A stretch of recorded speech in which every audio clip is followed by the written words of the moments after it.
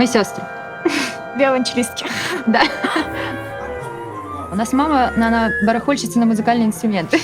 Собирает какие-то странные инструменты, и они у нас дома хранятся. Вот. Я была маленькая, я просто увидела виолончель, такая: вау, это так красиво.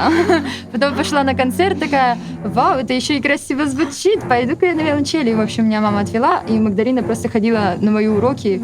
Она все... Преподавательница заметила мои прекрасные руки. Раз, два.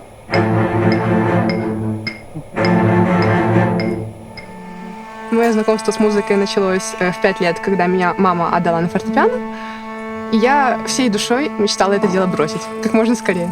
А потом в 12 лет я случайно по приколу попробовала поиграть на виолончели. Ну, и, как сказал мой педагог, доприкалывалась. Это сложно объяснить, это мое, мне нравится. Мне ничего так не нравится, как это. Мне нравится музыка, мне нравится звук, мне нравится процесс, и это классно. У мене мама альтистка, так склалось.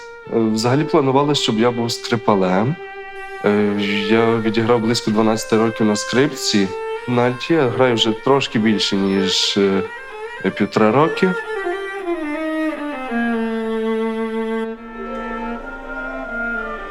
У мене тато музикант, і він почув знамените соло з вальсу квітів, як грала арфістка, і він дуже захотів, щоб його донька грала на арфі. Мені було тоді 5 років ще, але викладачка не хотіла брати таку маленьку дитинку, і я в 9 років вже пішла до неї на арфу, почала так займатися.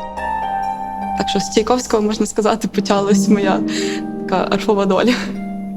Звичайно, був бунт, це було десь з 10 до 12 років точно. Я не хотіла, мені не подобалось, але, як мені завжди казав тато, можеш вибирати або займатися музикою, або йти копати город. І я вибрала займатися музикою. Я скрипаль.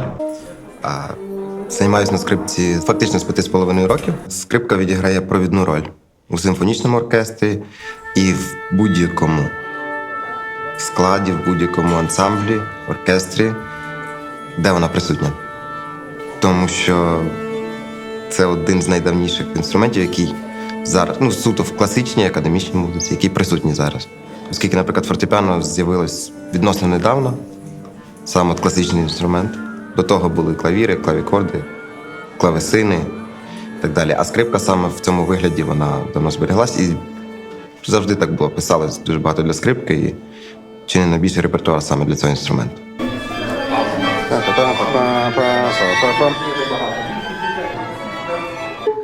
Скрипка – це дуже швидкий інструмент. Там реакція має бути моментом. Момент, і ти маєш відразу відреагувати. Дотик пальця до струни, дотик волосу до струни. Там все моментально проходить.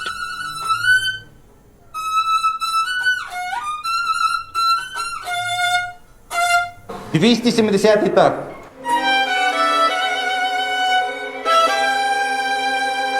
Для скрипаля, на мою думку, я виділив 3 якості. Слух. Потім я поставив би впевненість. Так, це щось цікаве спочатку. Оскільки, як би хто добре не грав, але має бути впевненість, коли ти виходиш на сцену, коли ти сідаєш в оркестр. Ну і витримка, тому що скрипка просто потребує багато занять, особливо в ранньому віці, в роки саме формування, якоїсь технічної бази. Скрипалі мають дуже багато займатися. То найважчий інструмент, то найважча професія взагалі, яка існує. Що ми будемо грати? Ніна Лежинського, першу сторінку. Чекай, давай ще наступ. Давай.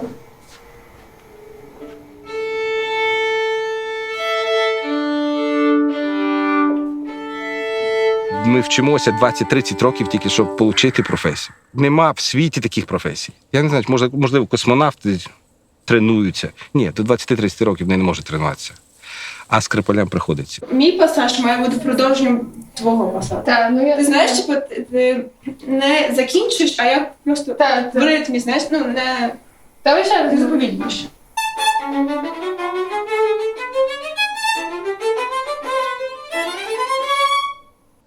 Не разом, але чисто.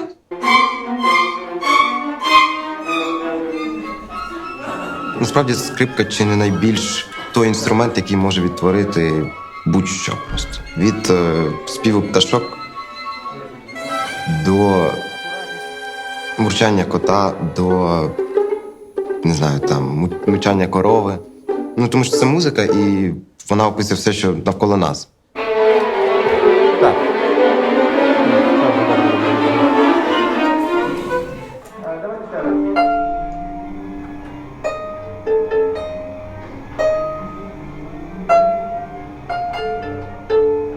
Ну, якщо пояснювати це з точки зору так, як історії, то це тому, що альт витіснила, по суті, та сама скрипка.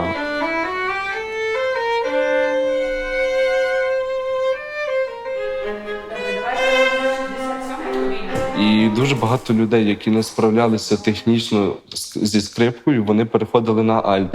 Але вони це робили неправильно. Вони просто на скрипку натягували альтові грубші струни, і тому альт не звучав так, як він має звучати. Він звучав погано, він звучав тихо, він скрипів, він шипів, не було тембру, не було звуку, не було нічого, що могло зробити альт таким, як він зараз є.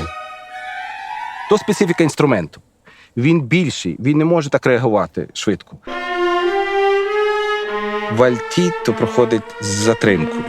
Тому на тій почві появляється багато жарт. Запізнюється альтист на репетицію, і його диригент питає: пане, чому ви запізнились вже вкотре? Він каже: я проспав. А він каже: а що, ви вдома також спите? До перша октава, третій відкритий, а потім до другої, щоб було підряд, до ре, мі, мі. В оркестрі фактура струнної групи охоплює дуже великий діапазон. Баси – це, безумовно, такий бетон наш, на якому все тримається.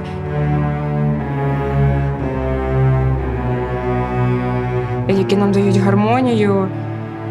Скрипка, само собою, це мелодія. Всі головні теми часто проходять саме там, тому що верхній регістр він пробиває, і він найбільше прослуховується. А якраз в альтів для мене це таке своєрідне наповнення. Ніби це як велика коробка, а ти мусиш надати їй якогось змісту, щоб вона не була пустою.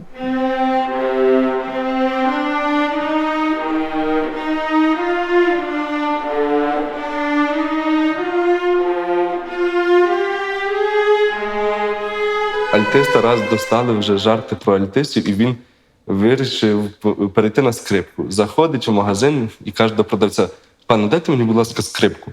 А пан розвертається і каже: а ви, напевне, альтист? Він каже: так, звідки ви дізналися? Він каже: та бо це ви зайшли в рибний магазин. Я можу йти по вулиці, і мене запитають: ой, це саксофон, ой, це маленьке фортепіано. А коли ти говориш слово альт, тебе ще кілька разів перепитають, що, а як воно відміняється, як це правильно звучить. Це як маленька віолончель. Вона набагато об'ємніша, набагато глибша, ніж скрипка. Штрихи? Ти можеш тут щось підлігувати, якщо хочеш? Эти точно разбирайтесь. Виолончель в оркестре в первую очередь, в моем понимании, все-таки отображает человеческий голос. Многие будут говорить, что это бас, это основа гармонии, но настолько много, насколько есть мелодий, которые поручают исполнять виолончели, это все-таки миссия более такая певучая и мелодичная, в моем понимании.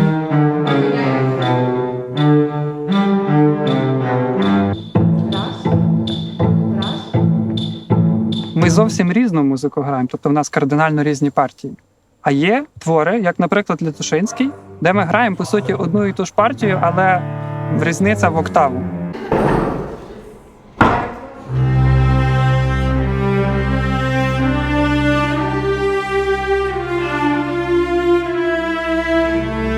В одних місцях віолончелі грають під контрабас, але є такі місця, де контрабас мусить під віолончелі.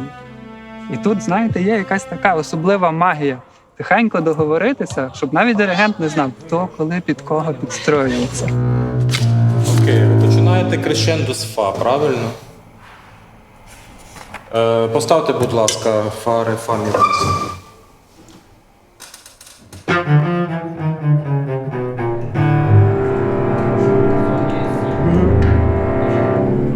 Друзі, ми зараз спробуємо швидше, не в оригінальному темпі, бо нам немає стільки резону тягнути довгі ноти. Довгі ноти, ми їх називаємо картоплі. Так.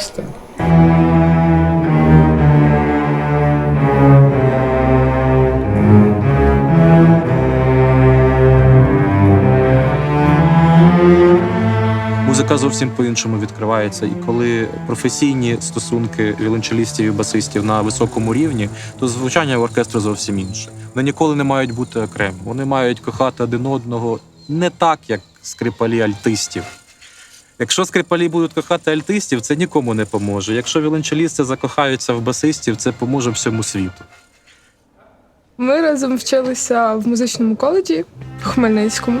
І так вийшло, що ми дуже схожі і дуже підходимо один одному. Познайомилися і все завертілося. Не хитає. Ну, мені подобається. Не хитає. Ну, що? Ну, сварки, вони зазвичай невеликі. В мене зазвичай, коли він включає віолончельні твори, які виконують на контрабасі. Я цього терпіти не можу, а він постійно знає, що це мене просто страх як дратує, і він спеціально це робить. Ми розуміємо один одного. Тож ти мені не приділяєш увагу, це такого взагалі немає. Ой, щось там це.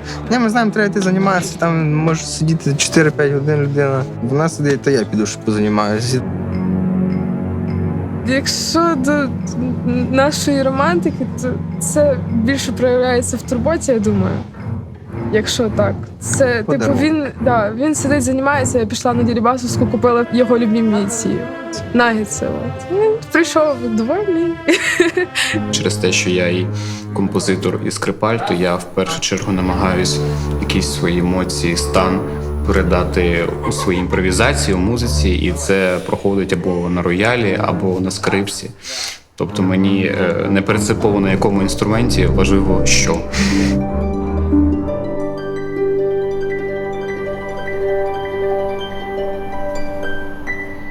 Арфа – це в першу чергу, напевно, тембр, тому що навіть якщо грає в унісон з якимись інструментами, вона просто додає, тому що щіпковий інструмент, атака, і якщо скрипалі тягнуть просто ноту, але в унісон з арфою, воно просто додає певний тембр.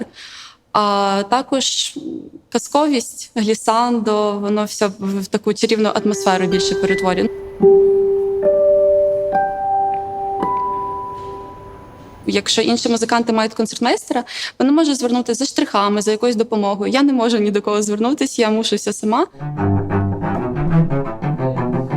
В свободное время мне очень нравится создавать какие-то красивые фотографии, все, что происходит вокруг. Прогулки, путешествия, все это запечатлеть, если получится как-то классно, то это будет здорово.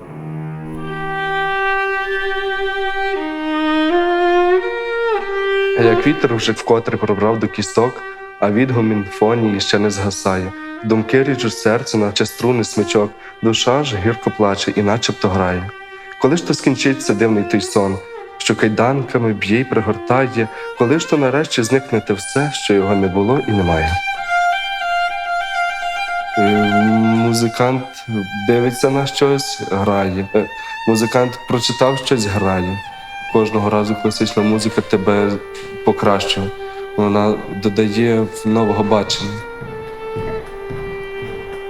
Якщо, скажімо, була сварка з кимось, або якісь сильні емоції, ти просто згадуєш свій максимально швидкий твір, граєш його на повну, і ти таким чином виливаєш з себе всю цю деколи злість, деколи радість. А деколи навпаки розкачуєш себе тим, що ти через щось перебуваєш в такій маленькій депресії, але ти знаєш, що в тебе є твори, які мають зовсім інший стан, ти починаєш їх грати, і ти втягуєшся в цей настрій, і, відповідно, тобі легше.